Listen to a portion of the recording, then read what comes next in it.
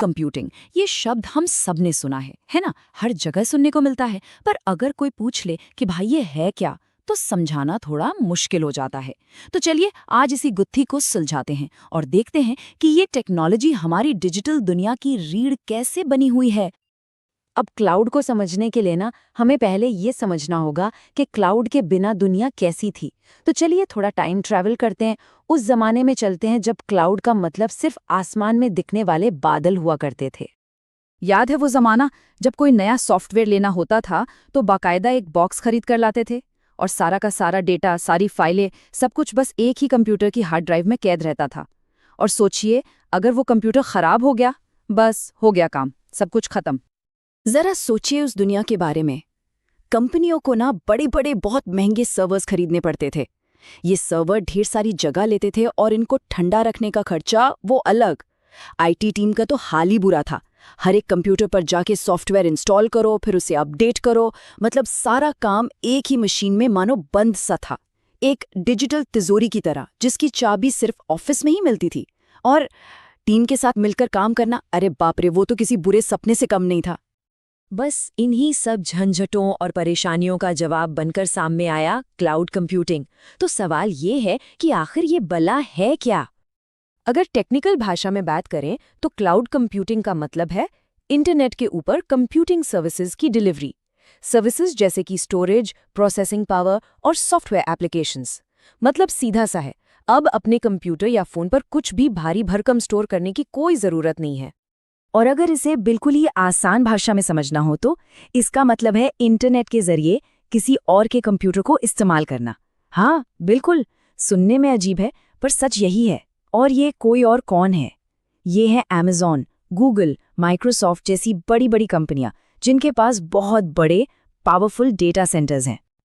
लेकिन एक minute, cloud कोई ऐसी चीज नहीं है जो रातों रात आसमान से टपक पड़ी हो। अरे नहीं, इसकी जड़ें तो 1960s के टाइम शेयरिंग सिस्टम्स तक जाती हैं, जब कई लोग एक साथ एक ही कंप्यूटर को यूज कर पाते थे।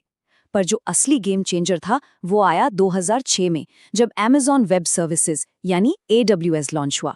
बस वहीं से मॉडर्न क्लाउड के दौर की शुरुआत हुई। और फिर तो गूगल और हेरोकू जैसी कंपनियों ने इस आग में घी डालने का काम किया। तो ठीक है, ये तो समझ आ गया, पर ये जो क्लाउड है ये आखिर बना किस चीज से है? चलिए अब इसके अंदर झांक कर देखते हैं, इसके बिल्डिंग ब्लॉक्स को समझते हैं। देखिए, क्लाउड को मोटे तौर पर 3 सर्विस मॉडल्स में बांटा जाता है। पहला है IaaS, infrastructure as a service. ये आपको सर्वर और स्टोरेज जैसी चीजें किराए पर देता है वर्चुअल तरीके से। दूसरा है PaaS, platform as a service.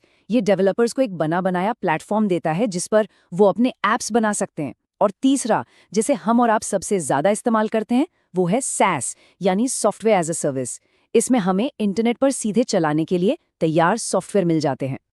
और सच बताऊं, हम सब हर रोज SaaS का इस्तेमाल करते हैं, शायद बिना जाने हुए भी। नेटफ्लिक्स पर फिल्में देखना हो, Airbnb पर छुट्टियां प्लान करनी हो या फिर गूगल वर्कस्पेस पर काम करना हो, ये सब कुछ, ये सारी सर्विसेज क्लाउड पर ही तो चल रही हैं। अच्छा, अब एक और सवाल कि ये क्लाउड आखिर रहता कहाँ है? इसके लिए 2 मेन मॉडल्स हैं।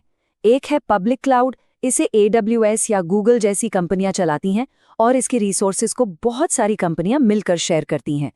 और फिर है प्राइवेट क्लाउड, जो खास तौर पर सिर्फ एक कंपनी के लिए होता है, जिस पर उसका पूरा कंट्रोल होता है। और इन दोनों के बीच में आता है हाइब्रिड क्लाउड। जैसा कि नाम से ही जाहिर है, ये पब्लिक और प्राइवेट का एक मिक्सचर है। ये कंपनियों को बेस्ट ऑफ बोथ वर्ल्ड्स का फायदा देता है। मतलब जो डेटा बहुत ज़्यादा सेंसिटिव नहीं है उसे पब्लिक क्लाउड पर रख दो, और जो बहुत ज़रूरी और सेंसिटिव है उसे प्राइवेट क्लाउड में सेफ रखो। तो जाहिर है क्लाउड कंप्यूटिंग के फायदे तो बहुत हैं, लेकिन हर सिक्के के 2 पहलू होते हैं। इसके कुछ नुकसान भी हैं। तो चलिए एक बार इसके प्रोज और कॉन्स दोनों पर नजर डालते हैं।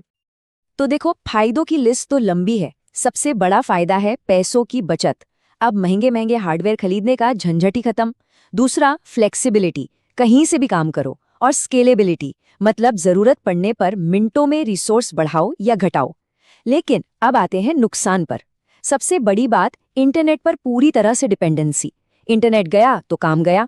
फिर सिक्योरिटी की चिंता तो रहती ही है, क्योंकि आपका डेटा किसी और के सर्वर पर है। और हाँ, आपका अपने हार्डवेयर पर कंट्रोल भी कम हो जाता है। इसीलिए क्लाउड पर जाना सिर्फ एक टेक्निकल डिसीजन नहीं बल्कि एक बहुत बड़ा स्ट्रैटेजिक फैसला है। और कहानी यहीं खत्म नहीं होती। क्लाउड कंप्यूटिंग लगातार बदल रही है, इवॉल्व हो रही है और कंप्यूटिंग की दुनिया को नई ऊंचाइयों पर ले जा रही है। तो चलिए एक नज़र भविष्य पर भी डालते हैं। फ्यूचर का एक बहुत बड़ा ट्रेंड है सर्वरलेस कंप्यूटिंग। ये क्लाउड का अगला लेवल है। इसमें डेवलपर्स को सर्वर मैनेज करने की टेंशन लेने की ज़रूरत ही नहीं है। उन्हें बस अपना कोड लिखना है, बाकी सारा इंफ्रास्ट्रक्चर क्लाउड प्रोवाइडर खुद ब खुद संभाल लेता है। और सर्वरलेस के साथ साथ एक और चीज़ जो तेज़ी से उभर रही है वो है एज कंप्यूटिंग। ये एक नया कॉन्सेप्ट है जो कंप्यूटेशन और डेटा स्टोरेज को एंड यूज़र के और भी करीब ले आता है। इससे होता क्या है? लेटेंसी कम होती है, मतलब स्पीड बढ़ जाती है। और रियल टाइम ऐप्स के लिए तो ये किसी वरदान से कम नहीं। तो इस पूरी बातचीत का निचोड़ क्या है? टेक अवे क्या है? यही कि क्लाउड सिर्फ कोई जगह नहीं है, ये एक नया फाउंडेशन है, एक नई नींव जिस पर हमारी आज की डिजिटल दुनिया बन रही है, शेयर हो रही है और एक्सपीरियंस की जा रही है। सच कहूं तो ये आज की टेक्नोलॉजी के लिए उतना ही जरूरी है जितनी हमारे घरों के लिए बिजली। और जाते जाते एक सवाल जो सोचने पर मजबूर करता है, जैसे जैसे क्लाउड हमारी जिंदगी का एक अदृश्य लेकिन जरूरी हिस्सा बनता जा रहा है, हमारी डिजिटल जिंदगी की चाबियां असल में किसके हाथों में हैं? इस पर सोचिएगा जरूर।